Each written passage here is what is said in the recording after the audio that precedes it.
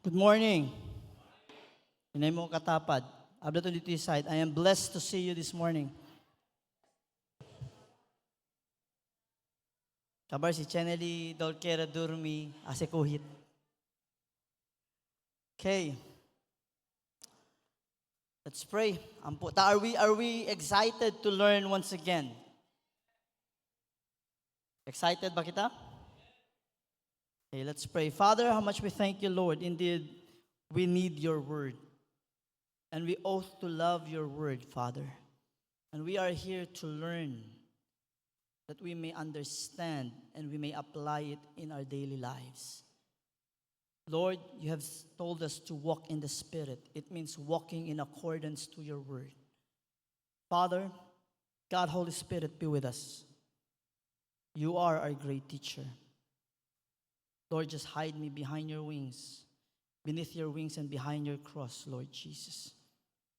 Keep us away. Keep me away from any error, Father. That everything that I'm going to speak comes from you, O Lord. Be with us in Jesus' name. And everybody says amen. Let's give God a round of applause. Hallelujah. Before we proceed, I would like to thank once again Sir George and Mom Michelle for the nice flowers. Palakpakan kita kanila. Baka nung kono si ustedes Ken, can you please stand po? Okay, parang. Thank you. Everybody say faithfulness, truthfulness. Now, Kosabael, truthfulness. Like, how do we express it?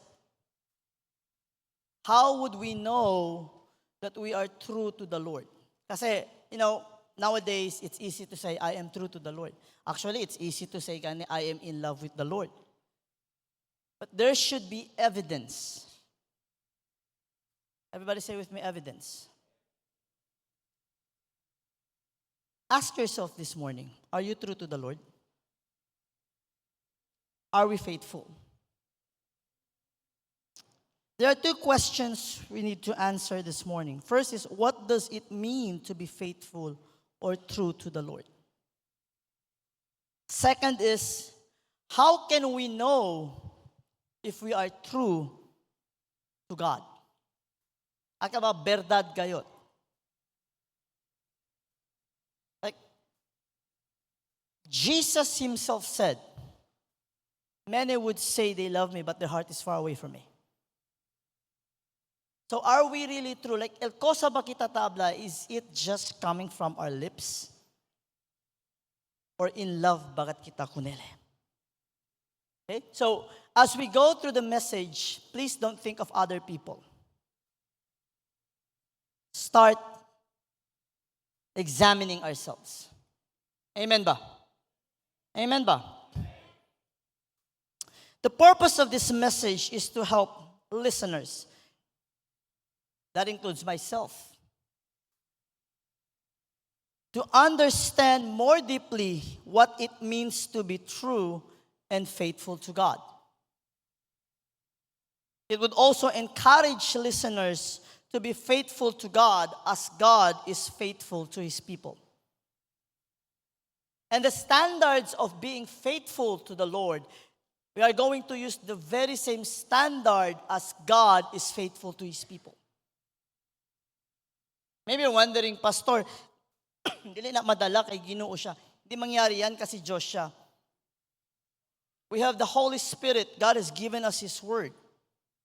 And so we will find out right now, this very morning, that his standard when it comes to being faithful is not impossible to reach. Because it's not by might, nor by power, but by his Spirit. And it's by the grace of the Lord. Everybody say with me, the grace of God.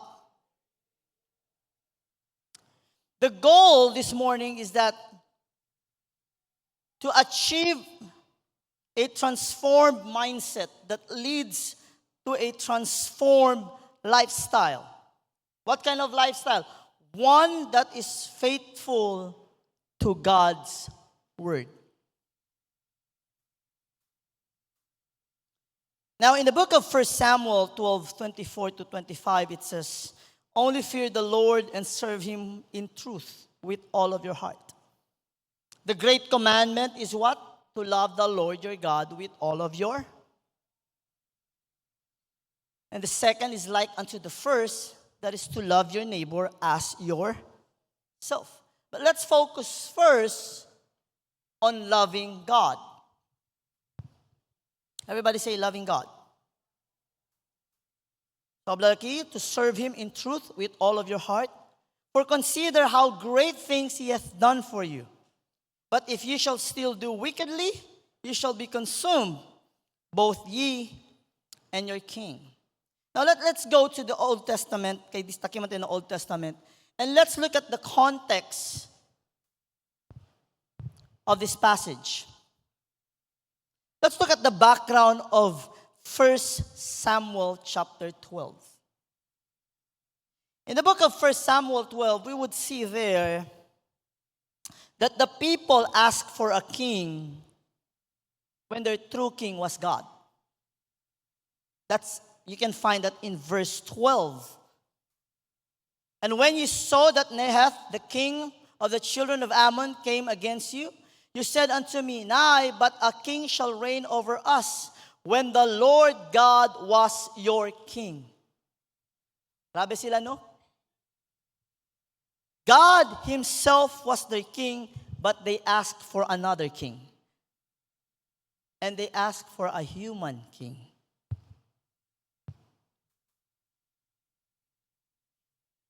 We can also see here in verses 1 to 5 and verses 23 that Samuel was faithful to God, and he was also faithful in his instruction. That's the reason why he was honest, he was transparent, and he did not deceive the people. And Samuel said unto all Israel, Behold, I have hearkened unto your voice in all that ye said unto me, and have made a king over you. And now behold, the king walketh before you, and I am old and gray-headed. And behold, my sons are with you, and I have walked before you from my childhood unto this day. Behold, here I am, witness against me before the Lord and before His anointed. Whose ox have I taken, or whose ass have I taken? Or whom have I defrauded? Whom have I oppressed? Or of whom hand have I received any bribe to blind my eyes therewith? And I will restore it to you. In short, Samuel was a man of integrity because he was serving God. He knew he was serving. He knew the importance of being a person with integrity. In verse 23, it says this, Moreover, as for me, God forbid that I should sin against the Lord in ceasing to pray for you. But I will teach you the good and the right way. It means, maskin nukerele, but God instructed him, then he has no choice but to follow the Lord. It means Samuel respected God's word, respected the instructions of the Lord. And by that, enacting upon it. Asele. Habla pa dinante na di aton na message, Ase el mandamiento. Everybody say, Ase el mandamiento. I hope no one here manda entra el palabra na un orejas, kabar manda lang sale na un orejas. Are we listening? Hello? I hope wala dito na kanabang we will just allow God's word to enter on one ear, then allow it just to get out from the other. Dalakal ba, after the service, todo kita ko sa uwi, todo aprende, olvidado.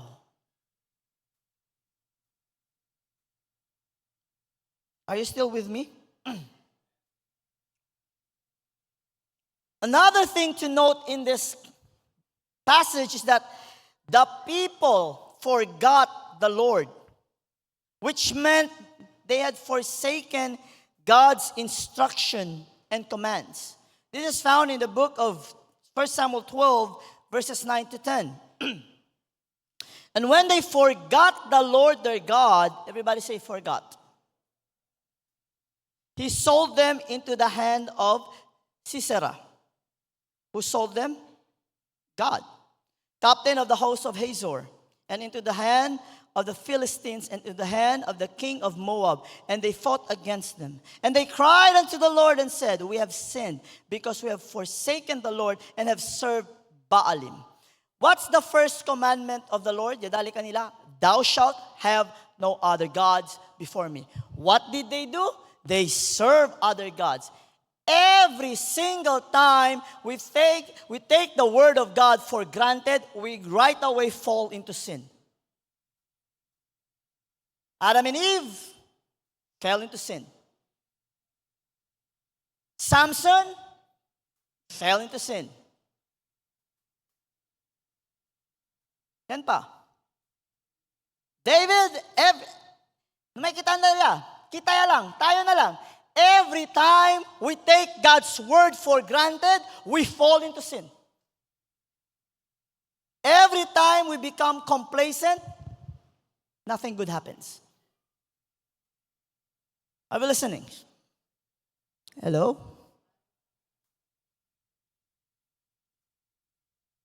Now, but there's one thing for us to understand, and this is something to encourage us.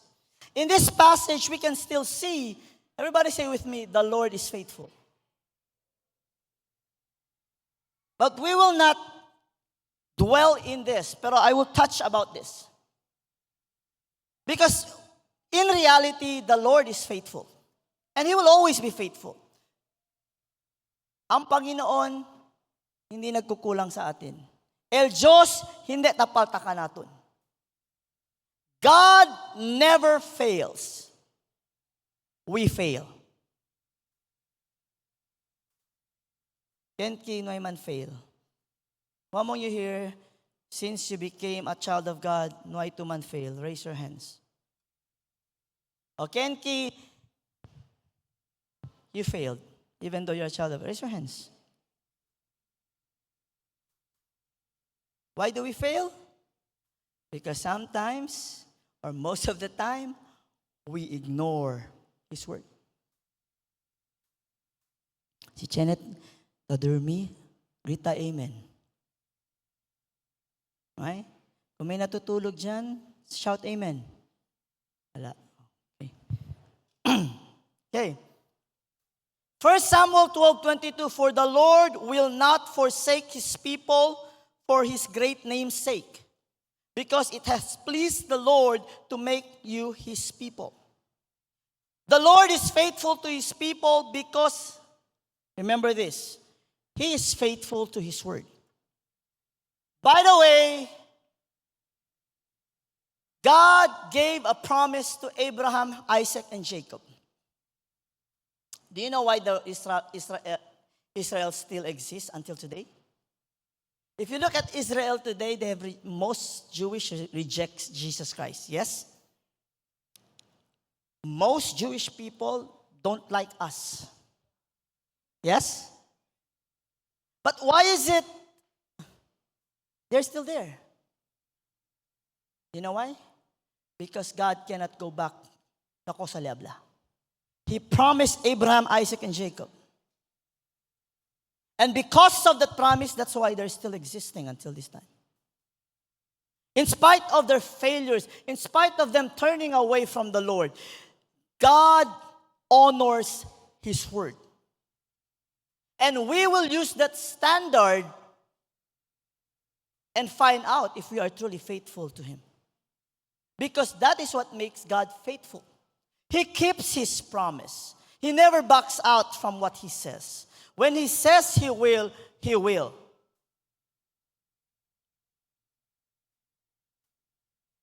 He fulfills His word.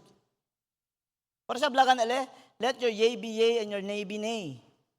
Don't even say, I promise, or I swear sa heavens, or even sa church, or even to some. Don't do that if you won't do it. Lord, promise, Lord, mañana, man faithful yagat yo. Takubra el Diyos. Let your yea be yea and your nay be nay. Mas bueno pala habla, Lord, I want to be faithful. Just be honest with the Lord. I'll try. I want to. Help me, Lord. Lord, promise tomorrow, Lord. Promise, pex man, mamatay man. Oh? Oh, meron pa yun sila mga, oh?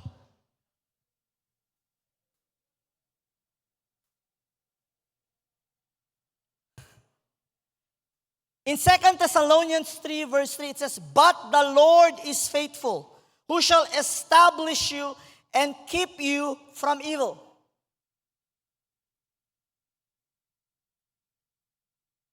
Now, yan yun si Lord.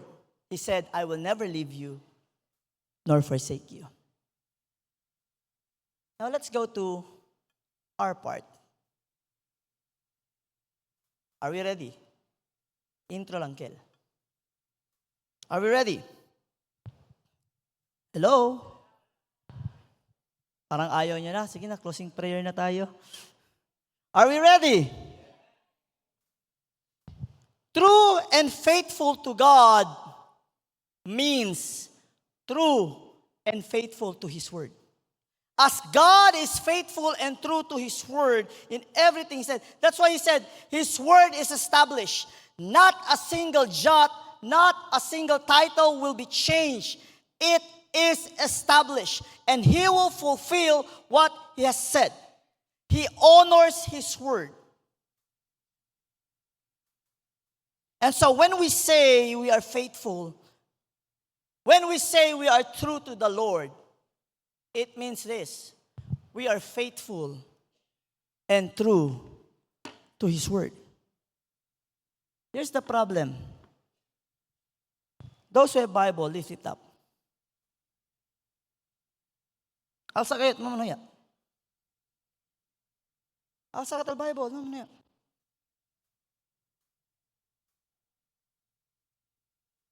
Okay. Aquel Diyos nung ay Alsa, na cellphone man daw sila Chene. The point is this. Numalang tamen niya, libato dito yung Bible Sunday para bandera lang. Kaya nakasagali, hindi tali. Kaya Alsa daw little Bible. Tabus kayo el pinaka-nuevo itsura. Akal mga yan cover ulit, kaya disir usaw gatse. Si Nuevo se, kabar 10 years sa Contigo, kaya disir, papogi points eh.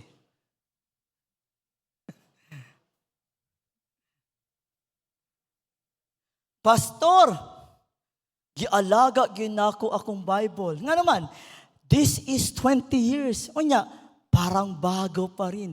Kasi po, hindi mo ginagamit. Kasi ang Bible, kahit gaano mong ingatan, pag ginamit mo yan, kukunot at kukunot yan. So maybe it's high time for you right now to read. And today's message will really remind us the importance of reading the Word of God. You know why? We cannot be faithful and true to His Word if we don't even read His Word. And if we don't, faith cometh by hearing, and hearing by the Word of God. If we do not read His Word, then please stop telling that you are faithful and true to the Lord. Grabe man si pastor. Nagre-read man ako, pastor, once a year. At least true and faithful once a year. Diba? Consistent. Once a year. Anyway, what is Psalm 1 verse 2? Anyone? If you know, delight. Huh? Hindi delight thyself in the Lord, huh? But His delight is in and in His law doth He meditate day and night. Everybody say with me, delight. Everybody say with me, meditate.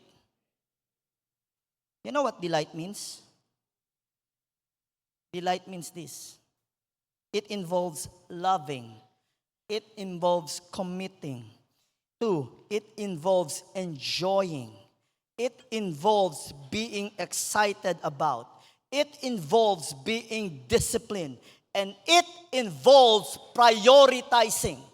When you delight on something, you will really do it. How many of us here, masking kilaya tan piang-piang, si ablagan at chene basketball juego, anda pa rin. Alegre kat si Mio More, kay Sabel eh. Kaldian ti sudyo, mudula pa kagihapon. Ko, dula gihapon, kay wala man ko na anak yun, gamay ra. You will never do with excitement what you don't love to do. Here's the first question. Are you delighted with God's word?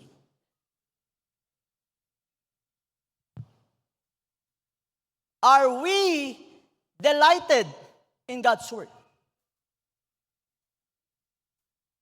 Or, Pastor, takarga lang yung Bible siya na church. Kabar si na church, tas asaya man na screen, por eso adentro lang na siyempre bag. Like, I'm going to really speak directly this morning. And pansin naman kagayo no pirmi no. Pero this is very important. Because in reality, there's so many people bragging about loving God, but they cannot even open their Bible. Jesus is in my heart. Please, when you say Jesus is in your heart, you should mean His word is in your heart. Hindi man yung tali Bible. I don't read the Bible, but Jesus is in my heart. He said in His word that He is going to put His word in the tablets of flesh. And those people whose words are written in their heart, He will call them His people.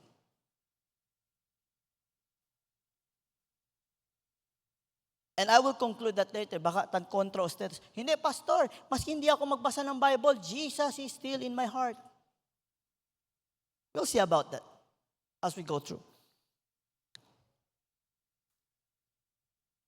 And so when we say delight, loving, committing, enjoying, excited, disciplined, prioritizing, what?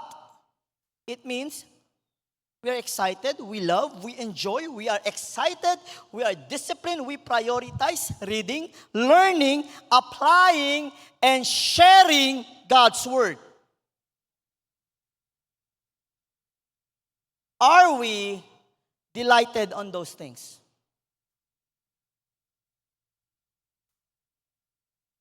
Hello? Porque man triste ang mga faces. Dalakil kita Biyernes Santo.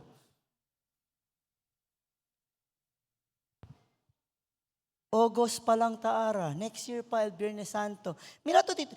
Look around yan. Sino makaraw? Smile daw, be. Smile. Again, as I said earlier, let us reflect. Amen ba? Don't think of other person. Self. Okay? Let us reflect. Kay Denante, pregun tayo, I asked earlier if we are faithful and true. Applause to this. Amen. And so, let us examine and let us evaluate ourselves. Amen ba? Study God's word. To study God's word is like finding a treasure. In 2 Timothy 2:15, it says, study to show thyself approved unto God, a workman that needeth not to be ashamed, rightly dividing the word of truth. Study. Do we delight in studying God's word? Excited ba tayo na pagising sa umaga, Sunday na, Sunday school na naman? I am excited. Or pagising sa umaga, Sunday school na naman. Kusaya gayot, embes durmi payo.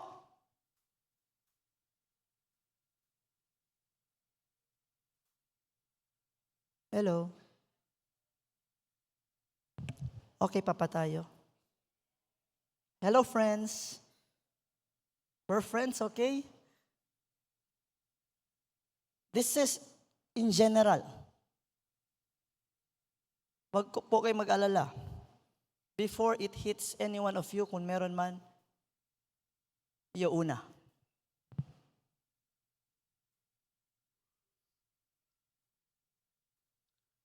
Study God's Word. It's like finding a treasure. Sino dito mahilig sa gold? Or sino dito, ken kaya kikere siya ni gold? Alsa mano? No quiero ser gold? We. Let's be honest, you want gold or not? Huh? Gold is good, but cash na lang.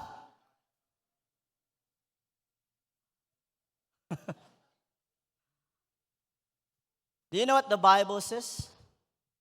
That God's Word is more precious than silver or gold.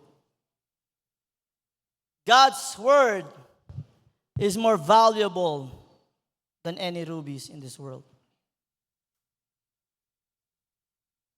And so, to find a gold is difficult. Siya gani gold ali, pero si Paltel no pwede siyempre kumpra. No? Alya lang manlukat. But we need to be excited to find the treasures, to seek. Because every time we find God's Word, we find Him. Every time we seek His Word, we seek Him. Because don't forget, His Word is established. And in the beginning was the Word, and the Word was with God, and the Word was God, and the Word became flesh and dwelt among us, and that Word, by the way, is Jesus Christ. And so if we seek His Word, that's why Jesus said, you seek for eternal life, but when you seek the Scripture, you find me. Do we seek the Scriptures? Or are we just contented to listen a sermon once a week? Pwede naman to 1 week. Good for 7 days. Once a week. Mag-abstain lang gani, fasting, dili kaya. 1 week pa. What's my point? How come we just allow our spiritual life to go fasting for the entire week?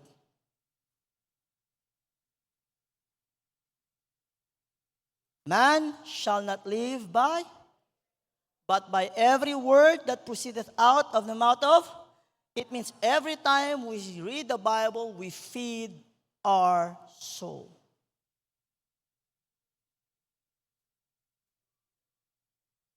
Second, meditating on God's Word. Studying is not meditating. Meditating is not studying, but these two should go together. Meditating emphasizes on reflection and personal contemplation.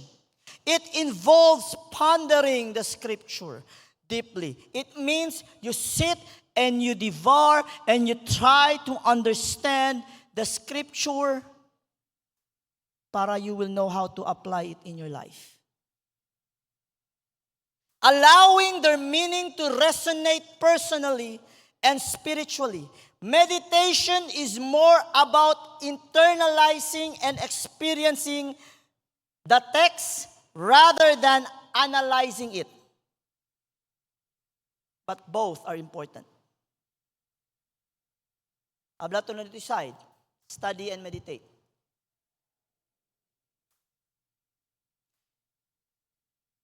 Mostly kasi saka lang on verse. Okay? Verse for the day. Pak. Uy! Jeremiah 29:11. Blessing yun para sa kuha. Okay? Cellphone. Picture. Caption. Jeremiah 29:11. Causal connection that verse na dito ikara.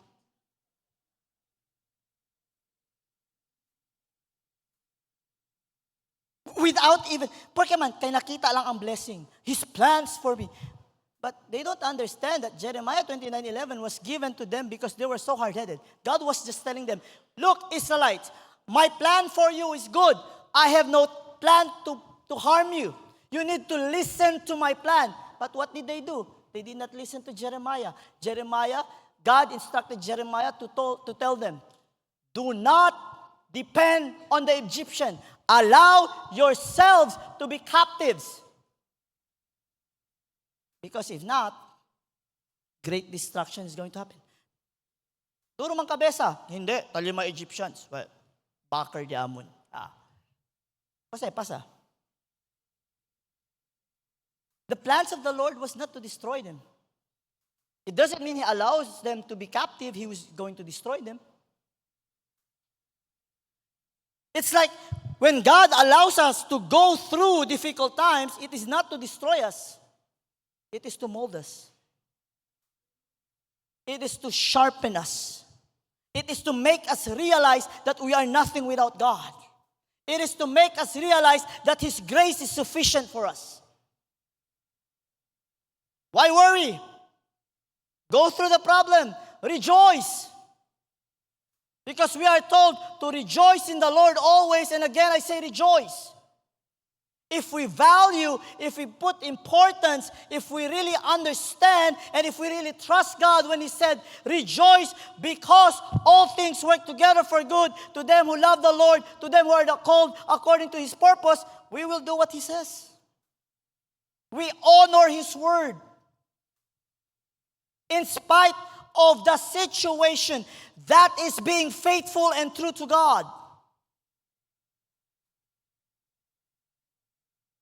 The third, apply God's word. After we study, after we meditate, we leave God's word. We allow God's word to influence us. It means we submit. Everybody say with me, submission. I surrender all. Ayaw lang ni Lord. I surrender, Lord. Excuse lang ni Lord. I surrender all, Bakil? I surrender all. Lord, dili man siya para sa ako, pero siya nagyud.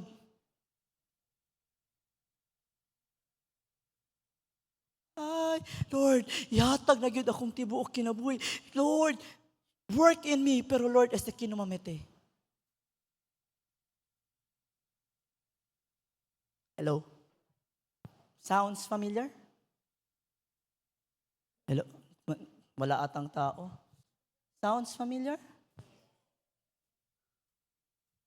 Tatamaan ba tayong lahat dun? Tanrace ako. Daral sa'yo mano. Si hindi kayo ganyan, I would like to talk to you and teach me how.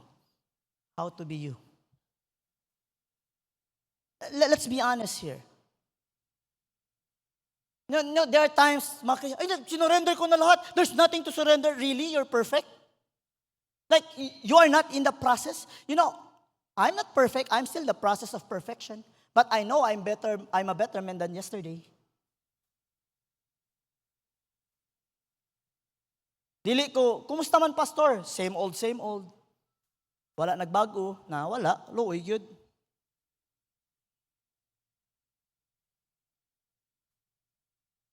First Corinthians 15:58. Amo siya verse din natin dal mga men. Be steadfast, unmovable. We need to continue to do the work of the Lord. The Bible says, if you know it is good and you not do, to Him it is sin. If you know the thing that it is good and you continue to reject it and you continue to ignore it and you continue to devalue it and you continue to do what you want, to you is a sin. To me, it will become a sin. It means we don't honor His word. And then we say, God is perfect, He knows everything. If He is perfect, then why can't we submit to Him?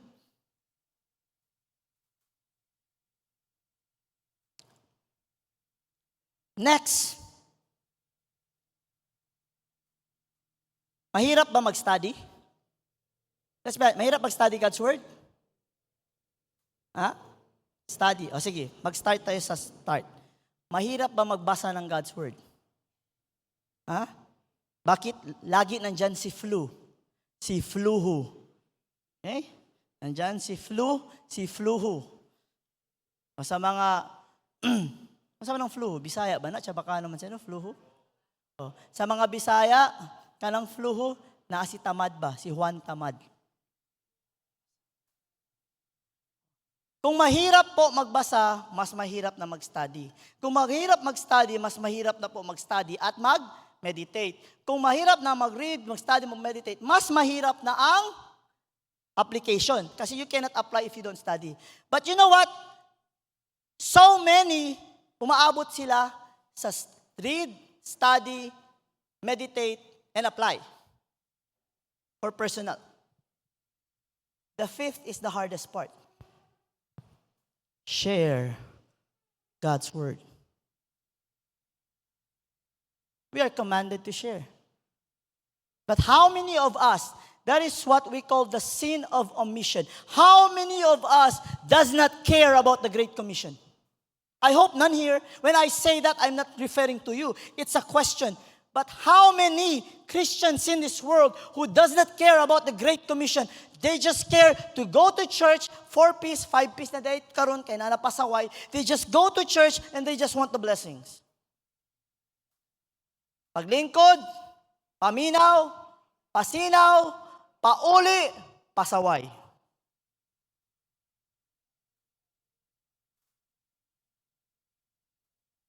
Dungaga na to, 6 piece na to. Pabuyag. Share God's Word. Fulfilling God's commission. Everybody say with me, fulfilling God's commission. Don't you know that the ministry of reconciliation, and I will remind you this. Jesus said to Mary and Joseph when he was young, Jesus, where have you been? We've been looking for you. What was the answer to Jesus? Don't you know I'm doing my Father's? When he ascended, he left his business. Not literally left because he is still the head, but he has given authority to his disciples or his children. The ministry that God has entrusted to you, if you consider yourself a disciple, it means it is an inheritance that we must take care. What are we doing? We are in our Father's business. Are you in your Father's business? Are we doing our Father's business? Hello? Taas ba kita negosyo di Lord? Hindi kay asesen. Sirbi con el gente. Spread the gospel. Promote Jesus. Proclaim the good news. We are called to do that. And if we honor His instruction, we are going to do it.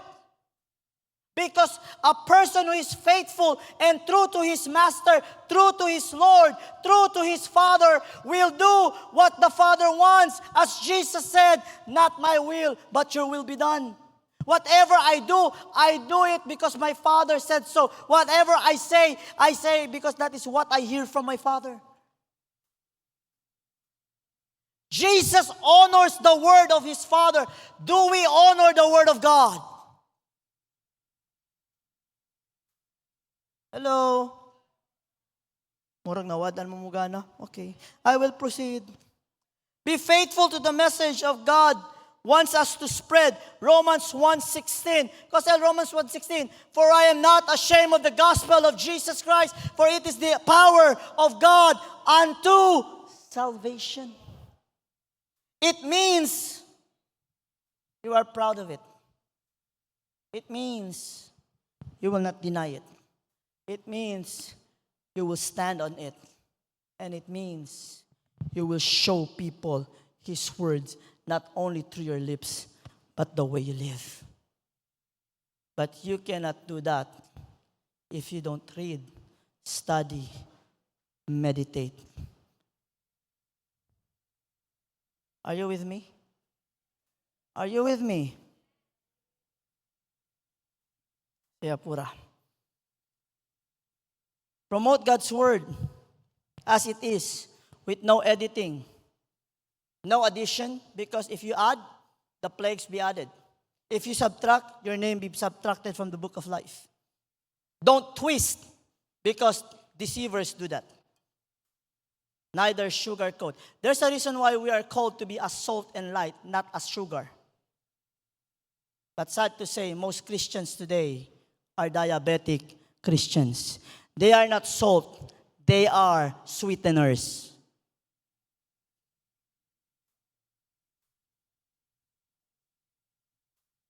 Okay? Si Mira Ostres, abla to sweeteners galit to.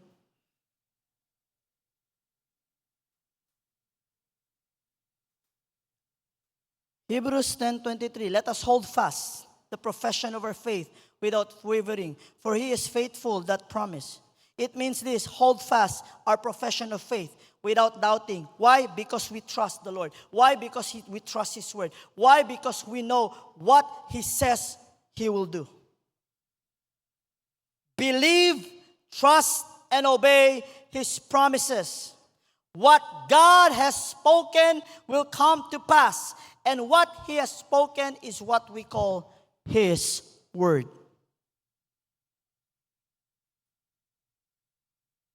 This is a reminder and a warning. Both Israel and the church are chosen nations. Both Israel and church are a peculiar people. Both Israel and church is considered a royal priesthood. Both Israel and church is a holy nation, called and chosen by God. Read 1 Samuel 12:20-25. Read in the book of Peter, you will also see.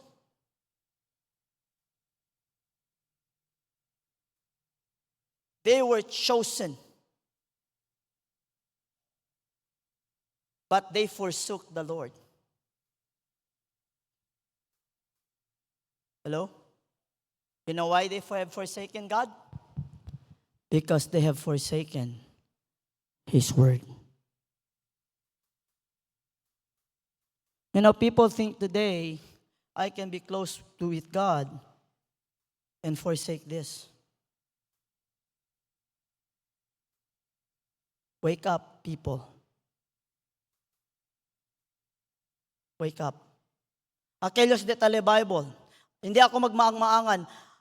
As much as I want to believe each and every one of us here really reads their Bible, I'll be straightforward. You will know them by their fruit.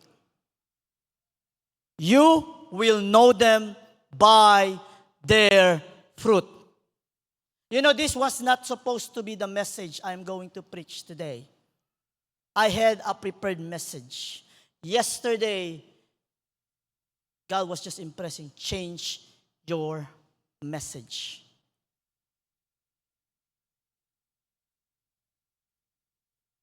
He has a message for us. And this is the message. Because I will tell you honestly, this generation forsakes the word of God.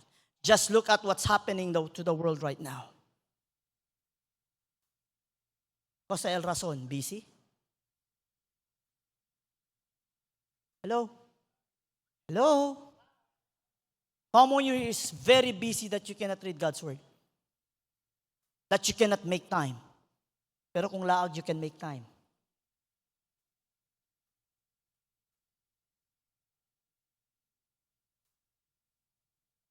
Asya lang nyo ka ba, kay mahal sila tamira kumigo.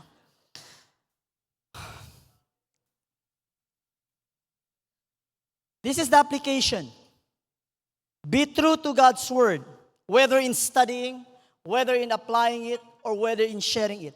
It means what God's word is, kung ano ang gusto niya ipasabi, please don't add nor subtract. Please don't sugarcoat. Say it as it is. You know why? We are just a messenger.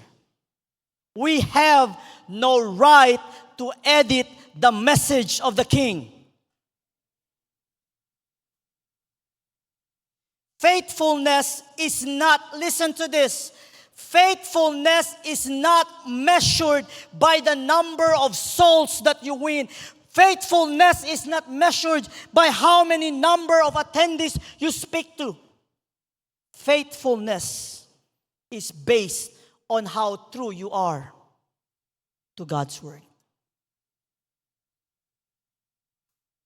Remember, Jesus is the Word. Por eso si Chene akita keda grande el cabeza ohala nuay. Mas daghan ko sa imo na dala. Faithfulness is not based on that. Faithfulness is how true you are to the Word of God. Mga Kristiyano antes yan share, no ay kanya uya mata kanila, hindi sila faithful. They were faithful because they were even faithful unto death. It doesn't matter if no one responds. If you are faithful in preaching the gospel and they mock you and they scourge you, it does not matter. If you are faithful to His word, you are a faithful servant.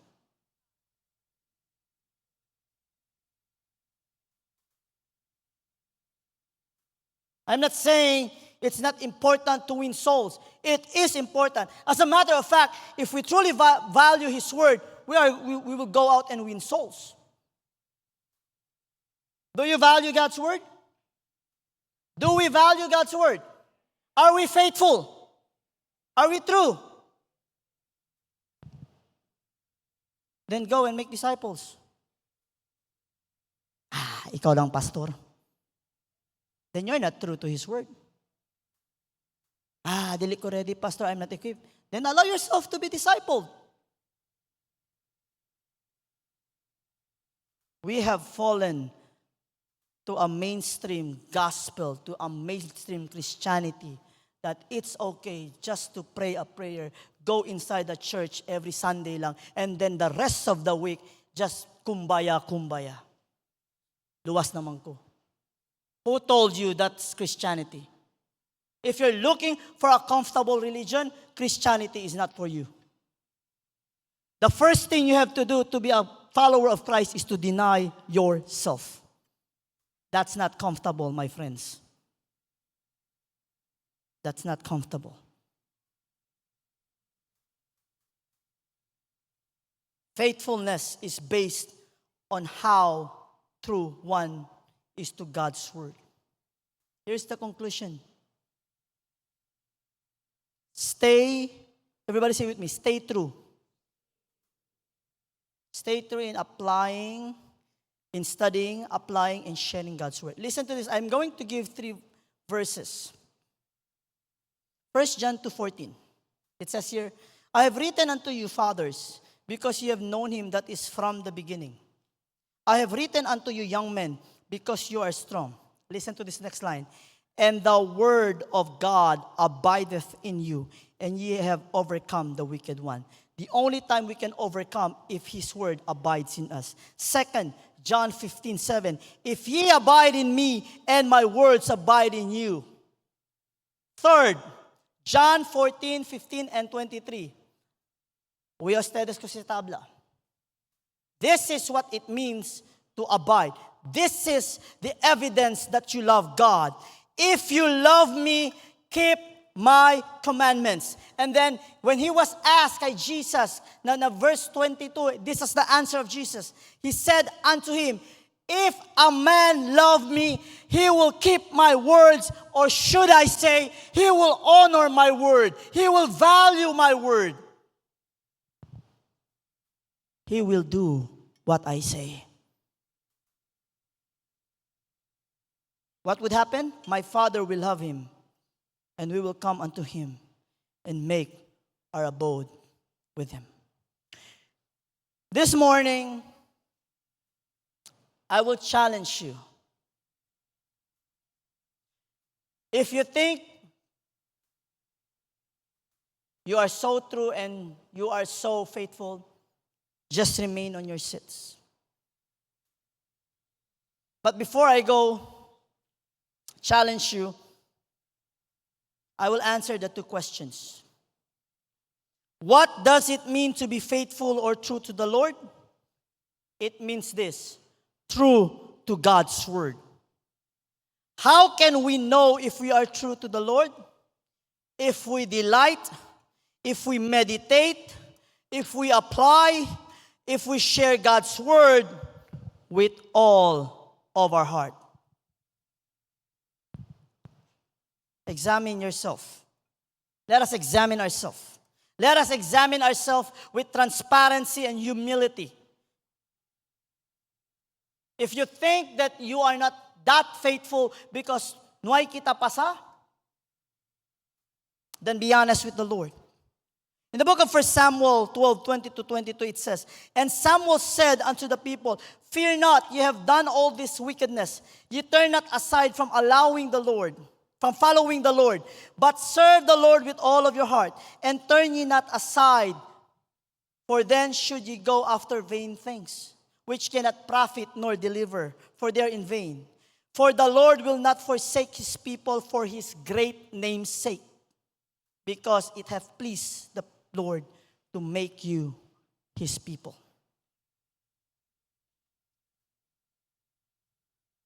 If you think you have fallen short, I would challenge you this morning.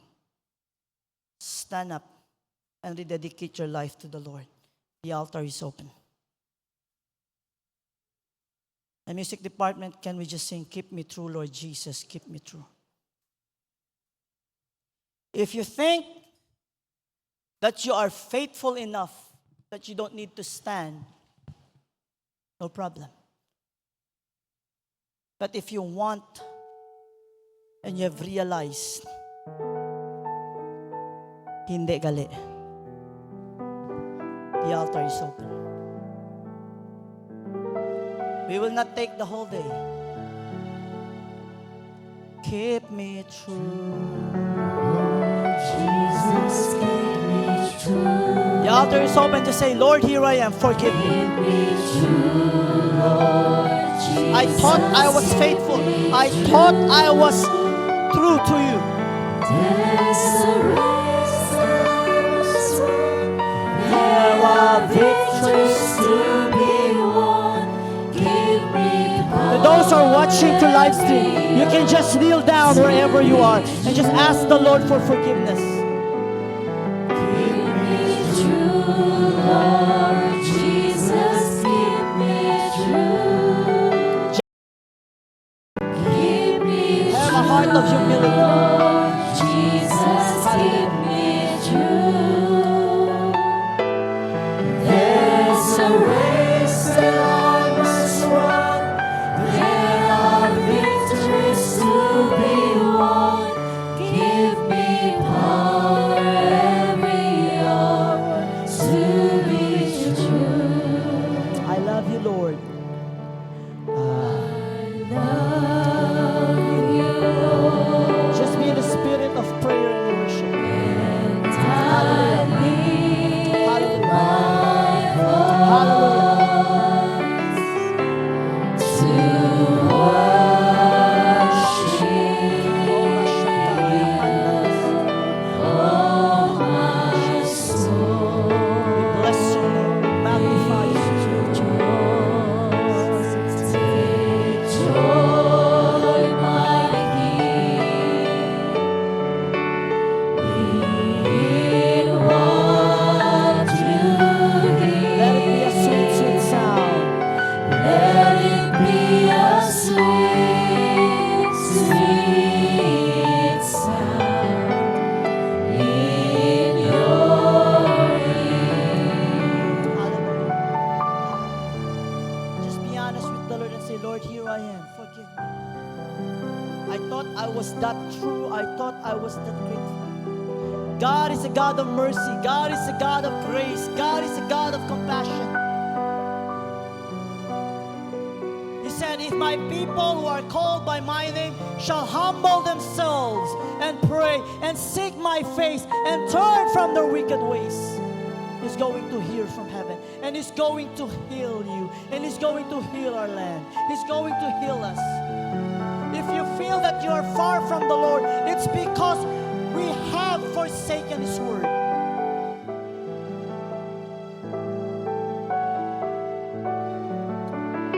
But God is a God of second chances. Hallelujah. Hallelujah. Oh, hallelujah. Bless your name.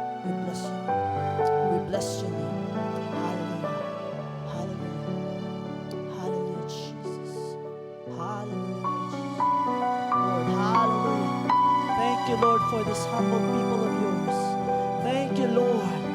Lord, touch them, embrace them. God, Holy Spirit.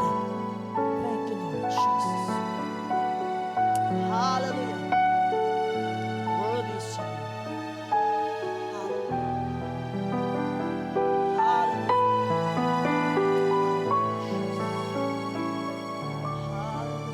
Hallelujah.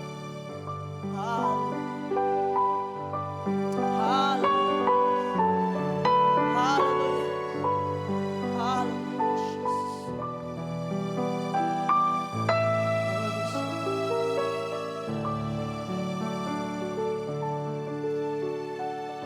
He will not forsake his people for his great name's sake. He has promised. His arms are wide open.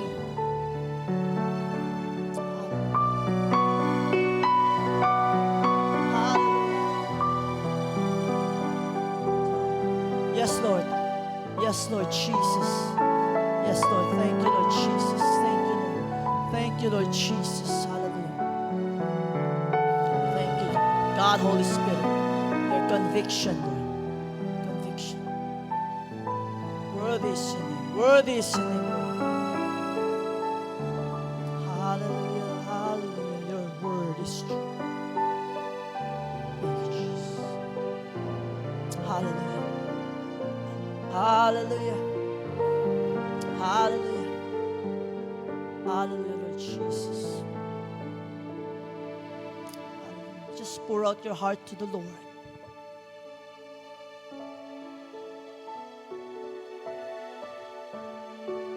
God, Holy Spirit. God, Holy Spirit.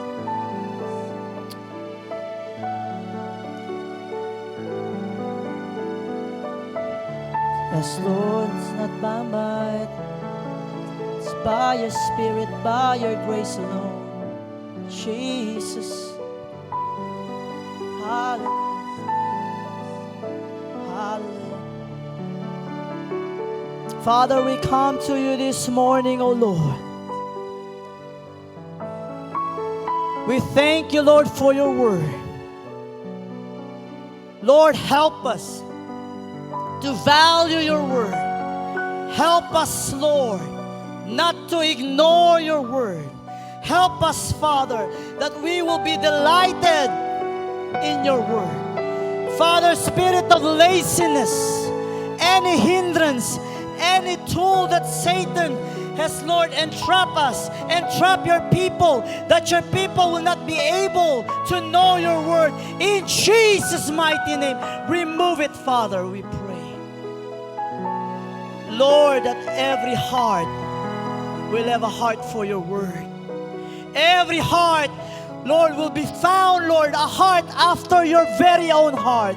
Seeking you, Lord, seeking your word, Father. Thank you, Lord, for your touch. Lord, great and mighty things, great and mighty things you will do to the life of your children. Thank you, Lord. Hallelujah. Hallelujah. You are the living word, Jesus. You are the living word. Hallelujah, Lord. Thank you, Lord. Hallelujah, Lord. Bless your children. Bless your children, Lord. Hallelujah.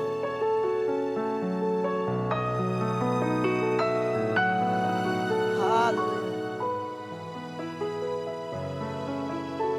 And all to Jesus I surrender. All to Him I freely give. I will ever love and trust Him in His presence daily. I surrender all, and I surrender all, and I surrender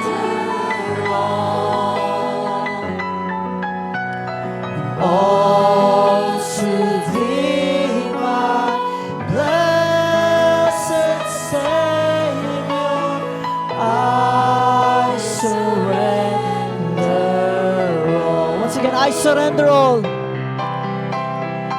I surrender all. And I surrender all. Hallelujah.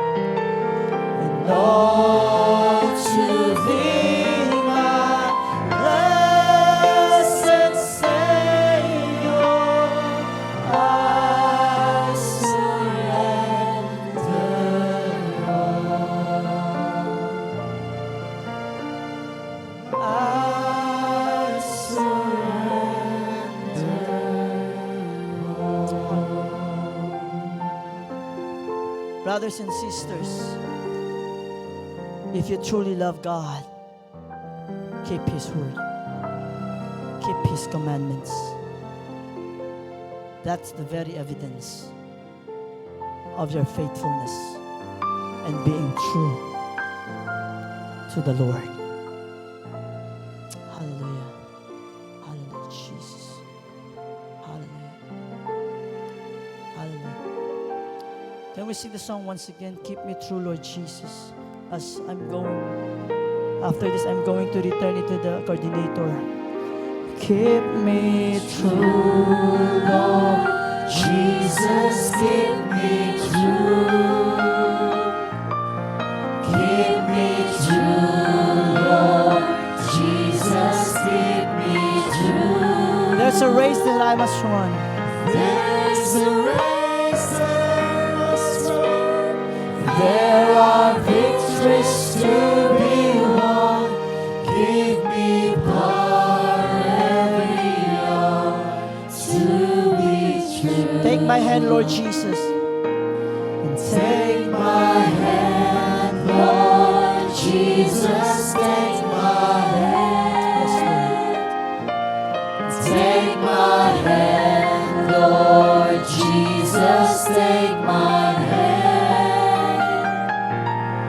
There's a race that I must run. There are victories to be won. Give me power every hour to be true. Save me, Lord.